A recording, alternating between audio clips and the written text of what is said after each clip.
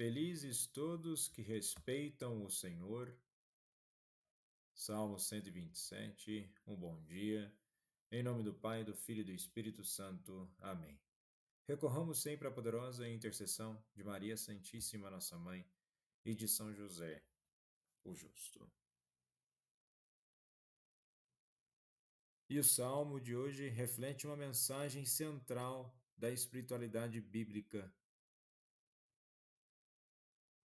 daqueles que são felizes, pois temem o Senhor e andam em seus caminhos. A palavra felizes ou bem-aventurados, dependendo da tradução, descreve um estado de bênção e contentamento profundo que vem de viver em conformidade com a vontade de Deus. E respeitar o Senhor não se trata ou se refere a um modo servil, mas um profundo respeito, reverência e adoração a Deus. E esse temor reverente é acompanhado por um desejo de seguir os mandamentos de Deus, de viver de maneira justa e de buscar a sua vontade em todas as coisas. Esse respeito se manifesta em obediência, confiança e amor para com Deus. É um convite à reflexão sobre como nossa relação com Deus influencia nossa vida cotidiana. Em um mundo muitas vezes orientado pelo imediatismo e pelas recompensas materiais, esta mensagem nos desafia a considerar o que realmente significa ser feliz e abençoado. É um convite para o nosso desenvolvimento espiritual. E na liturgia de hoje celebramos o ofício da memória de Santo Agostinho. Ele marca profundamente a história e pensamento cristão, e ele diz assim: à medida que o amor cresce em você, a beleza também cresce, pois o amor é a beleza da alma. E o pensamento de Santo Agostinho já complementa a ideia do Salmo, pois se verdadeiramente crescemos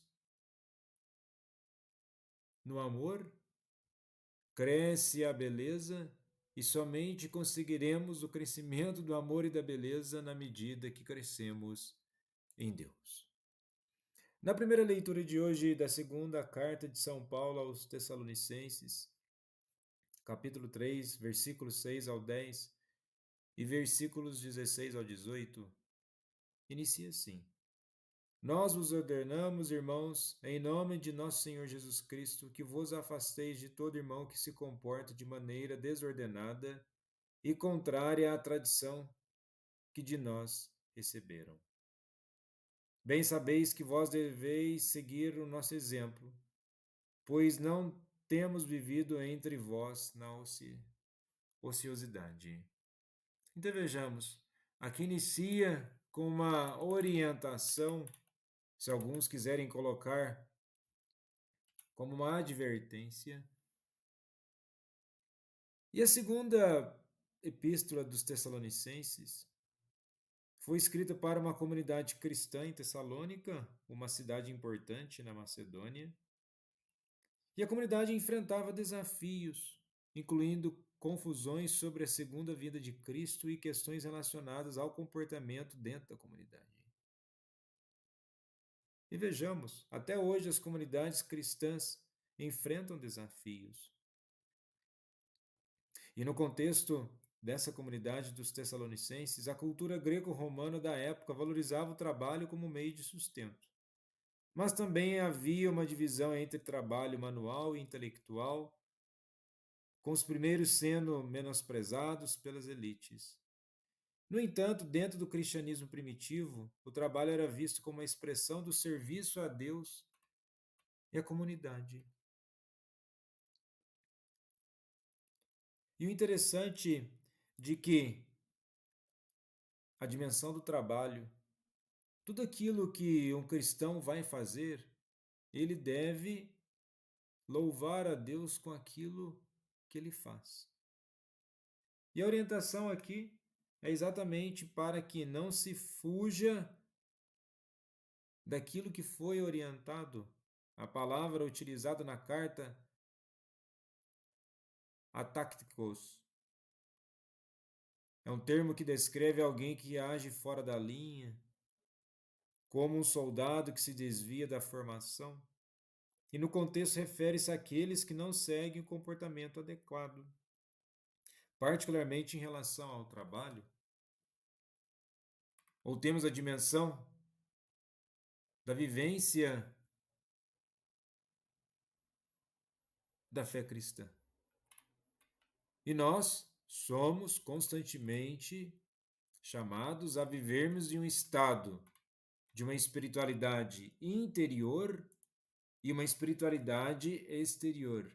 Em que sentido?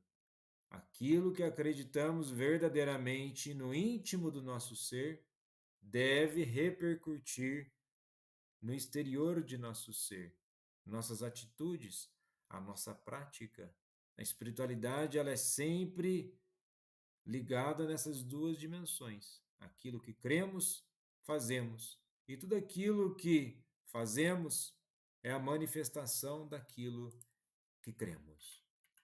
E no evangelho de hoje, em Mateus 23, dos versículos 27 ao 32, Jesus também traz uma advertência, uma orientação. Ai de vós, mestres da lei e fariseus hipócritas, vós sois como sepulcros caiados, por fora parecem belos, mas por dentro estão cheios de ossos de mortos e toda podridão. Nós temos um ditado popular comum em português: por fora, bela viola, por dentro, pão bolorento. E qual que é o contexto de tal expressão? Na Palestina antiga, ou na época de Jesus, os sepulcros eram frequentemente caiados, ou seja, pintados de branco, para torná-los visíveis e evitar que as pessoas os tocassem acidentalmente, o que os tornaria ritualmente impuros de acordo com as leis judaicas.